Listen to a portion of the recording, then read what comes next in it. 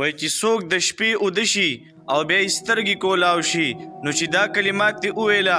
بیا د الله نه څه قسمه دعا کوله الله تعالی به ستا دعا ضرور قبلوي. نو که ستا په زړه باندې یو ارمان دی یا ستا یو حاجت دی ستا دغه ارمان پوره کیږي نه ستا دغه حاجت پوره کیږي هم نه د دې د وجې نه پریشانئ نو غم هم مه کوئ پریشانه کیږي هم مه. زه درته یو داسې وظیفه ښیم چې نبي علیه الصلاة والسلام ښودلې ده.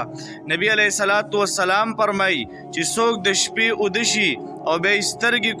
کولاو شي نو چې دا کلمات دې وویله لا اله الا الله وحده لا شريك له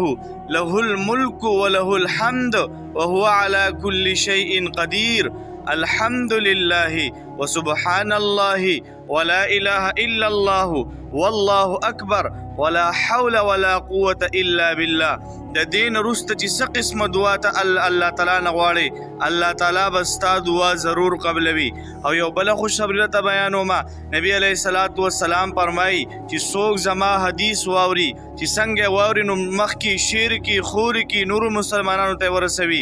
الله تعالی دغه انسان مخ تر و تازه ساتي. نو که د نبي علیه الصلاة والسلام په دعا کې ځان راوستل غواړئ نو دا ما چې کومه خبره وکړله په دې کې د نبي علیه الصلاة والسلام حدیث دی دا د ثواب په نیت باندې شیر کا د نبی علیه الصلاة والسلام په دعا کې به راشي.